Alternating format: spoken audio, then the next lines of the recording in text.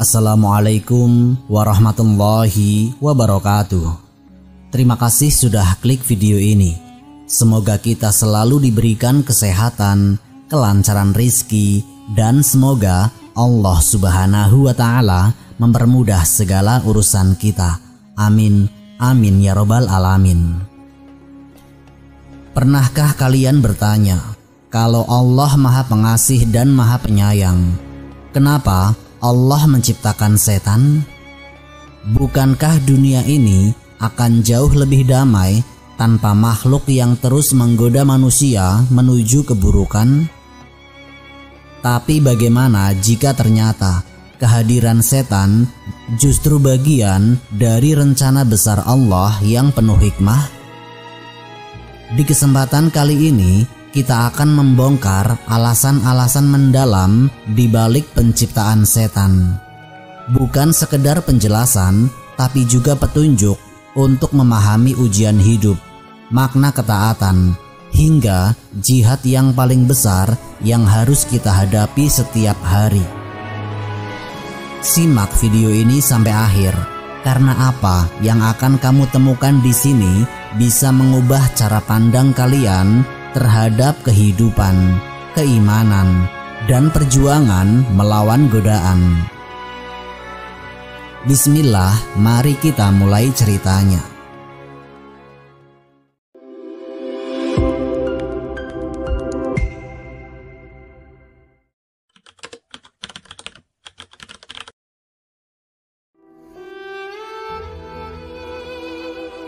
Allah Subhanahu wa Ta'ala adalah Tuhan yang maha bijaksana. Segala sesuatu yang Allah ciptakan tidaklah sia-sia dan tidak pula tanpa tujuan. Dalam semesta ini terdapat berbagai macam makhluk ciptaan Allah. Malaikat yang selalu taat, tumbuhan, hewan, dan benda mati yang tunduk secara alami. Dan yang paling kompleks adalah manusia dan jin, makhluk yang memiliki kehendak bebas. Malaikat tidak memiliki hawa nafsu. Mereka diciptakan dari cahaya dan secara kodrati hanya mampu taat kepada Allah Subhanahu wa Ta'ala. Tidak ada celah bagi mereka untuk membangkang. Sementara itu, binatang tunduk pada naluri, tidak dibebani syariat atau tanggung jawab moral. Alam semesta dan benda mati juga hanya mengikuti sunatullah, hukum-hukum fisika dan ketetapannya, tanpa kehendak bebas. Berbeda dengan itu semua, manusia dan jin diciptakan dengan potensi untuk taat atau membangkang. Mereka diberi akal dan hawa nafsu, diberi petunjuk serta kebebasan memilih. Dalam kebebasan ini muncullah ujian dan pertanggungjawaban. Di antara jin terdapat makhluk yang dikenal sebagai iblis. Ia bukan malaikat, tetapi jin yang pada awalnya taat, namun kemudian ia membangkang. Dan sejak saat itu ia menjadi setan, yaitu makhluk yang menyesatkan dan melawan kebenaran. Dari dialah asal mula peran setan dalam kehidupan manusia bermula. Allah Subhanahu wa Ta'ala berfirman, "Dan ingatlah ketika kami berkata kepada para malaikat, sujudlah kamu kepada Adam, maka mereka pun sujud kecuali iblis. Dia adalah golongan dari jin, maka ia mendurhakai perintah Tuhannya." Quran Surat Al-Kahfi ayat 50. Pertanyaannya kemudian muncul, yaitu jika Allah Maha Pengasih dan Penyayang, mengapa Allah menciptakan makhluk seperti setan? Apakah keberadaannya tidak bertentangan dengan rahmat Allah? Bukankah tanpa godaan setan, manusia akan lebih mudah taat dan dunia menjadi tempat yang damai? Inilah pertanyaan penting yang harus dijawab dengan ilmu dan dalil. Allah Subhanahu wa Ta'ala tidak menciptakan sesuatu dengan sia-sia. Bahkan keberadaan setan pun mengandung hikmah besar. Bukan karena Allah menghendaki kerusakan, tetapi karena Allah menguji siapa yang paling baik amalnya.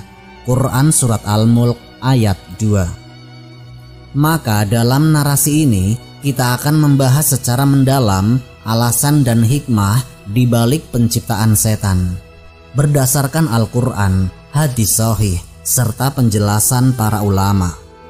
Bukan untuk membenarkan perbuatan setan, tetapi untuk memahami posisi keberadaannya dalam kerangka besar takdir dan kehendak ilahi.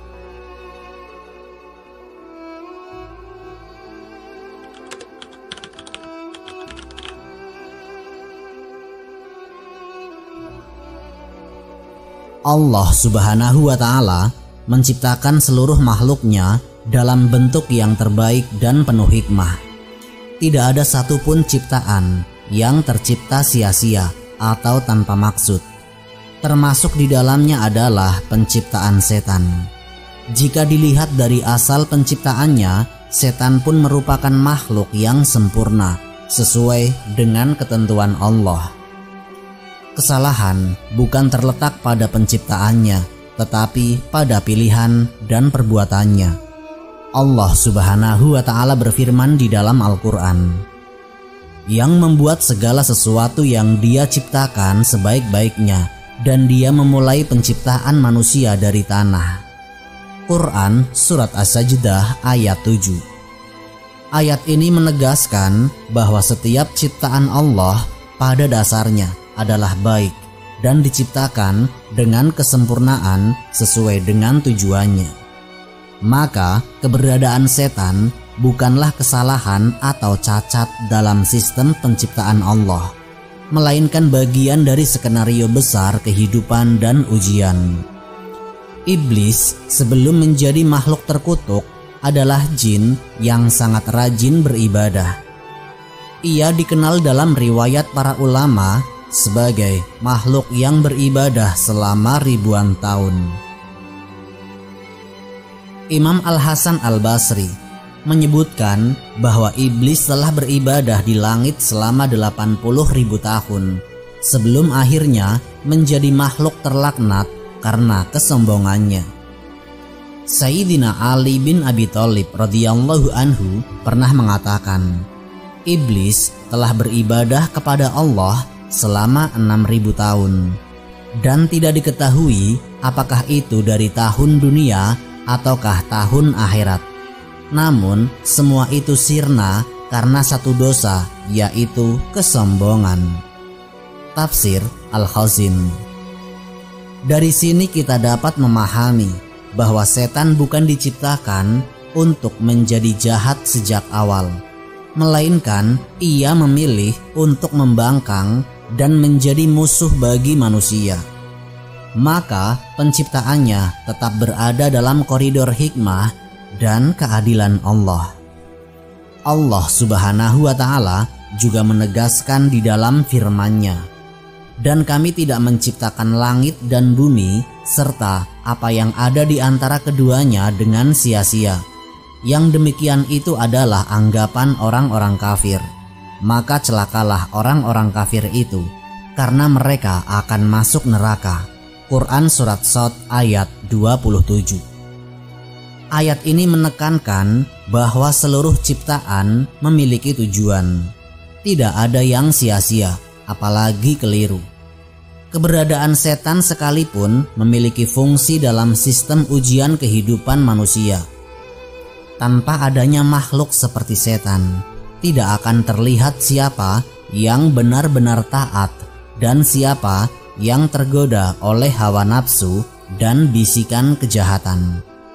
Dengan memahami prinsip ini, kita tidak menyalahkan Allah atas penciptaan setan, melainkan menyadari bahwa segala sesuatu yang diciptakannya memiliki alasan, peran, dan hikmah yang mendalam.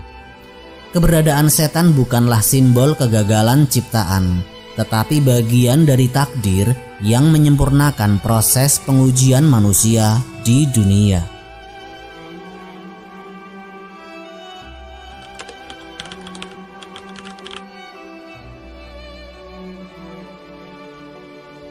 Salah satu prinsip dasar dalam Islam adalah bahwa kehidupan di dunia merupakan medan ujian.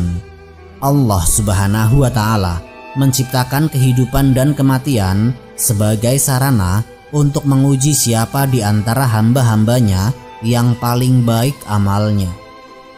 Dalam kerangka ujian ini, setan memegang peran sebagai penggoda, sebagai ujian terhadap keimanan, keikhlasan, dan keteguhan manusia. Allah Subhanahu wa Ta'ala berfirman, "Yang menjadikan mati dan hidup supaya Dia menguji kamu, siapa di antara kamu yang lebih baik amalnya, dan Dia Maha Perkasa lagi Maha Pengampun." Quran Surat Al-Mulk ayat 2. Ujian tidak akan sempurna jika tidak ada tantangan, dan salah satu tantangan utama bagi manusia adalah bisikan setan. Setan tidak memiliki kekuasaan mutlak atas manusia, tetapi ia membisikkan godaan, memperindah kemaksiatan, dan menambah keraguan. Allah Subhanahu wa Ta'ala berfirman, "Sesungguhnya setan itu tidak ada kekuasaannya atas orang-orang yang beriman dan bertawakal kepada Tuhannya. Kekuasaan setan hanyalah atas orang-orang yang menjadikannya pemimpin dan atas orang-orang yang mempersekutukan Allah." Quran Surat An-Nahl ayat 99-100. Setan adalah simbol dari pilihan yang salah. Ia hadir agar manusia bisa menunjukkan keikhlasan dalam memilih jalan kebenaran meski ada godaan. Jika manusia mampu melawan bisikan setan, maka keimanan mereka menjadi lebih kokoh. Seperti seseorang yang menjadi kuat bukan karena tidak menghadapi rintangan, tetapi karena mampu menaklukkan rintangan itu. Dalam hadis sahih, Rasulullah Shallallahu Alaihi Wasallam bersabda, "Sesungguhnya setan berjalan dalam tubuh manusia seperti aliran darah." Hadis riwayat Bukhari dan Muslim. Hadis ini menggambarkan bahwa godaan setan itu dekat, konstan, dan mengendap-endap. Namun bukan berarti tidak bisa diatasi.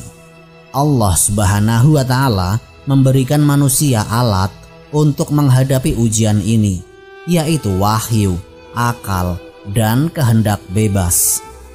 Ibnu Qayyim menjelaskan bahwa keberadaan setan adalah untuk menguatkan tekad dan menumbuhkan keikhlasan dalam diri manusia. Tanpa setan, manusia akan seperti malaikat, taat tapi tanpa ujian.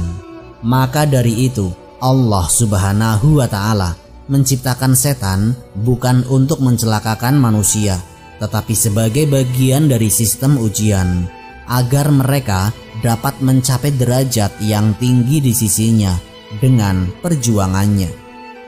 Dalam konteks ini, setan berfungsi sebagai musuh dalam pelatihan, musuh yang melatih manusia untuk menjadi lebih kuat, lebih waspada, dan lebih tangguh dalam iman. Maka selama manusia melawan godaan setan dan tetap dalam jalan kebenaran, keberadaan setan justru menjadi sarana bagi manusia untuk mendapatkan pahala dan mendekat kepada Allah Subhanahu wa Ta'ala.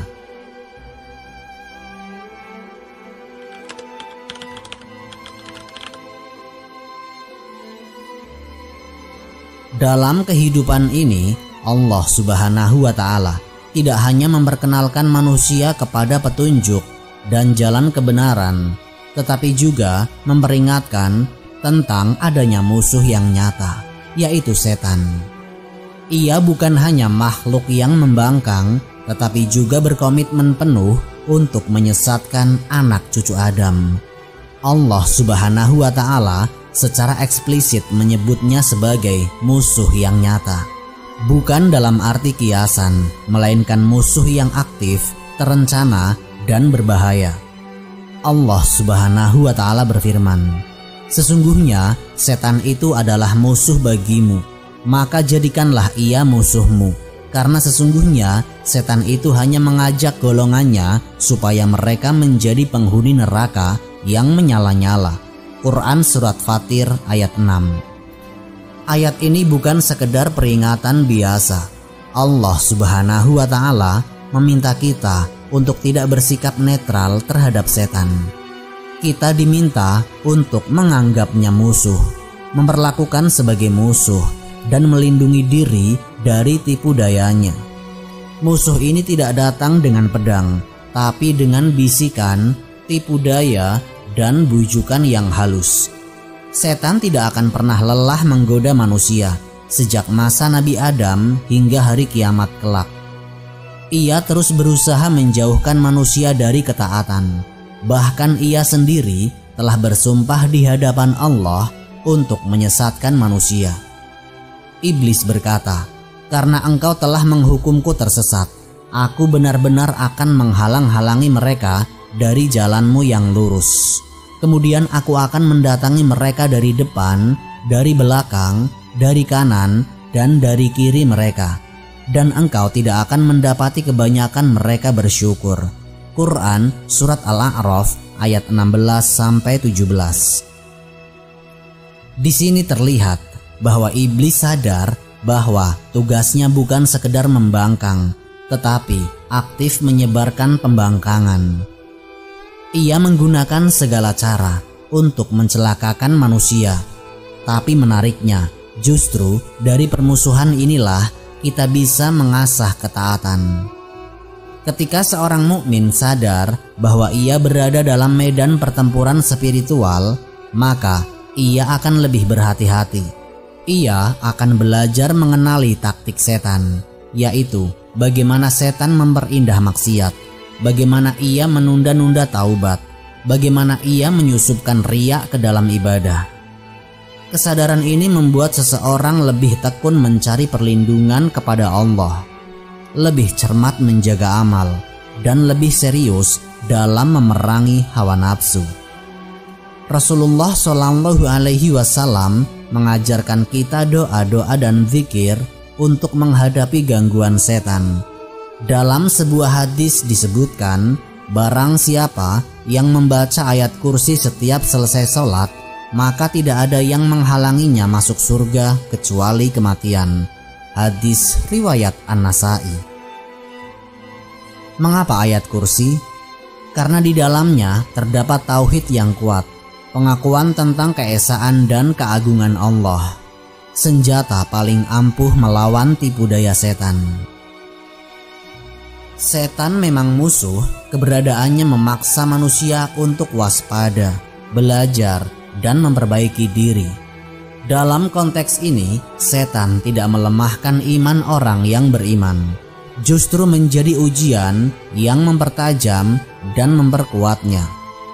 Ibarat seorang tentara yang semakin tangguh karena sering diuji dalam medan perang, seorang mukmin akan semakin matang dalam keimanan ketika mampu mengalahkan bisikan-bisikan setan.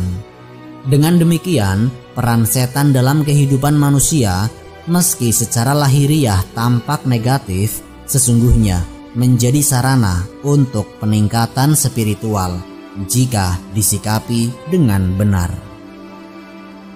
Maka, menghadapi setan bukan sekedar bertahan dari golongan, tapi juga mengambil pelajaran darinya, bahwa dalam setiap godaan ada peluang untuk menegaskan posisi kita sebagai hamba yang taat dan jujur kepada Allah.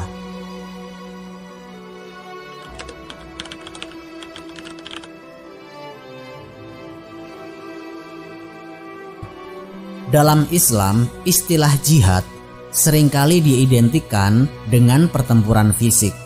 Namun, jihad dalam makna yang lebih luas mencakup perjuangan spiritual yang senyap, namun jauh lebih berat, yaitu jihad melawan hawa nafsu dan godaan setan. Para ulama menegaskan bahwa inilah jihad terbesar yang harus dilakukan oleh setiap individu dalam kehidupannya. Rasulullah Shallallahu Alaihi Wasallam bersabda, "Mujahid adalah orang yang berjihad melawan hawa nafsunya demi taat kepada Allah." Hadis riwayat Ahmad, dinilai hasan oleh Al-Albani. Hadis ini menegaskan bahwa inti dari jihad bukan hanya berperang di medan tempur, melainkan menaklukkan medan batin yang tersembunyi, yaitu keinginan-keinginan jiwa yang bertentangan dengan perintah Allah Subhanahu wa Ta'ala, serta bisikan halus dari setan yang menyesatkan. Nafsu dan setan sering berjalan berdampingan, memperkuat satu sama lain dalam menyeret manusia ke dalam kelalaian. Ibnul Qayyim rahimahullah menyebutkan dalam Zat Al-Ma'ad, jihad terhadap hawa nafsu mendahului jihad melawan musuh eksternal, karena tidak mungkin seseorang mampu berjihad melawan musuh bila ia tidak sanggup mengalahkan hawa nafsunya terlebih dahulu. Inilah jihad yang terus-menerus, tidak ada masa istirahatnya, tidak ada akhir perangnya selama manusia masih hidup. Jihad ini berlangsung saat kita menahan lidah dan ghibah, saat kita mengalihkan pandangan dari maksiat, saat kita menahan amarah, saat kita memilih diam daripada debat yang sia-sia, dan saat kita bersabar dalam ketaatan serta menjauhi larangannya. Allah Subhanahu wa Ta'ala berfirman, "Dan adapun orang-orang yang takut kepada kebesaran Tuhannya dan menahan diri dari keinginan hawa nafsunya, maka sesungguhnya surgalah tempat tinggalnya." Quran Surat An-Naziat ayat 40-41. Dalam ayat ini Allah Subhanahu wa Ta'ala tidak menyebut senjata atau kemenangan di medan perang, tetapi menahan diri dari hawa nafsu sebagai syarat utama masuk surga. Ini menunjukkan betapa besar kedudukan jihad batin dalam Islam. Setan berperan besar dalam memperkuat hawa nafsu. Ia membisikkan keindahan dunia, memperindah dosa, dan memunculkan keraguan terhadap agama. Maka dalam melawan hawa nafsu, manusia juga sedang melawan tipu daya setan. Kemenangan atas keduanya adalah kemenangan yang sejati. Rasulullah Shallallahu Alaihi Wasallam pernah menasehati para sahabat sekembalinya dari medan perang. Kita telah kembali dari jihad kecil menuju jihad besar. Para sahabatnya bertanya, "Apakah jihad besar itu, wahai Rasulullah?" Beliau menjawab, "Jihad melawan hawa nafsu." Diriwayatkan oleh Al-Baihaqi, dinilai oleh sebagian ulama sebagai hasan secara makna. Meskipun hadis ini ada perdebatan dalam sanadnya, tetapi maknanya sejalan dengan banyak ayat dan hadis sahih lain yang menunjukkan pentingnya mengendalikan nafsu. Dalam konteks ini, penciptaan setan menjadi ladang amal. Ia menjadi batu ujian dalam jihad terbesar manusia. Ketika kita mampu melawan bisikannya, kita sedang memenangkan pertempuran yang sangat dihargai di sisi Allah Subhanahu wa Ta'ala. Bahkan dalam doa harian Rasulullah Shallallahu Alaihi Wasallam, beliau tidak lupa meminta perlindungan dari kejahatan hawa nafsu. Ya Allah, berilah jiwaku takwa dan sucikanlah ia. Engkau adalah sebaik-baik yang menyucikannya. Engkaulah pelindung dan pemimpinnya. Hadis riwayat Muslim. Doa ini menjadi bukti bahwa Nabi yang maksum pun mengakui betapa beratnya melawan hawa nafsu dan betapa pentingnya pertolongan Allah dalam jihad ini. Maka jihad terbesar bukan hanya ketika menghunus pedang di medan perang, tetapi juga ketika kita memadamkan gejolak nafsu di dalam hati. Ketika seseorang mampu menahan diri dari maksiat yang mudah dijangkau, saat itulah ia telah melakukan jihad besar. Ketika ia melawan setan yang membisikkan penundaan ibadah, saat itulah ia memenangkan pertempuran yang nyata. Dengan demikian, penciptaan setan bukan hanya menjadi ujian, tetapi juga peluang untuk meraih derajat tinggi melalui jihad batin. Selama kita terus melawan, bertahan, dan mencari perlindungan kepada Allah, maka keberadaan setan justru menjadi tangga untuk naik menuju ridho dan surganya.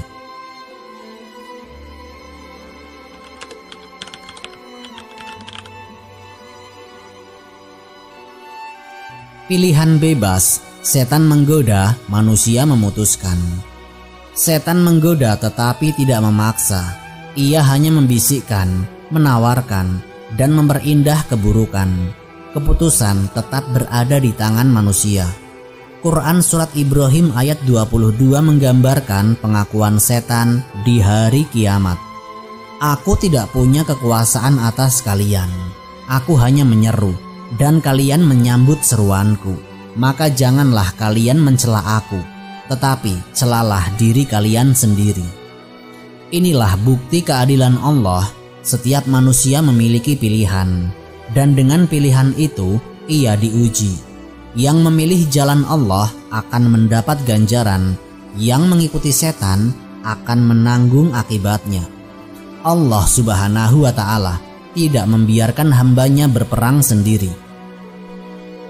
Allah memberikan pelindung, petunjuk, dan senjata untuk menghadapi setan. Al-Quran, doa, zikir, dan tuntunan Rasulullah adalah benteng pertahanan utama. Dalam Quran Surat Al-Hijr ayat 42, Allah Subhanahu wa Ta'ala berfirman, "Sesungguhnya hamba-hambaku, kamu setan, tidak akan dapat berkuasa atas mereka, kecuali orang-orang yang mengikuti kamu, yaitu orang-orang yang sesat." Rasulullah Shallallahu Alaihi Wasallam bersabda, "Barang siapa membaca ayat kursi setiap selesai sholat, tidak ada yang menghalanginya masuk surga kecuali maut." Hadis riwayat An-Nasai. Artinya, Allah Subhanahu wa Ta'ala tidak hanya memberi ujian, tetapi juga memberi jalan keluar dan perlindungan. Tugas manusia hanyalah bersungguh-sungguh. Hikmah dalam setiap ciptaannya. Keberadaan setan bukanlah cacat dalam ciptaan. Ia adalah bagian dari sistem ujian. Tanpa setan tidak ada pertarungan. Tanpa pertarungan tidak ada kemenangan. Tanpa kemenangan tidak ada pahala yang besar. Allah Subhanahu wa Ta'ala menciptakan setan untuk menjadi ujian agar manusia yang lulus menjadi makhluk yang lebih mulia dari malaikat. Maka tugas kita bukan mempertanyakan keberadaan setan, tetapi bagaimana cara kita mengalahkannya. Semoga kita termasuk hamba-hamba Allah yang mampu melawan godaan, menjaga iman, dan meraih surganya. Amin, amin ya robbal alamin. Wallahu a'lam bishawab. Semoga kisah ini memberikan manfaat dan menjadi pengingat bagi kita semua untuk terus memperbaiki diri serta meningkatkan ketaatan kepada Allah Subhanahu wa Ta'ala. Jika ada kebaikan dalam penyampaian ini, maka itu semata-mata datangnya dari Allah. Dan jika ada kesalahan, kami mohon maaf yang sebesar-besarnya. Sampai jumpa di kisah-kisah inspiratif berikutnya. Akhirul kalam, wassalamualaikum warahmatullahi wabarakatuh.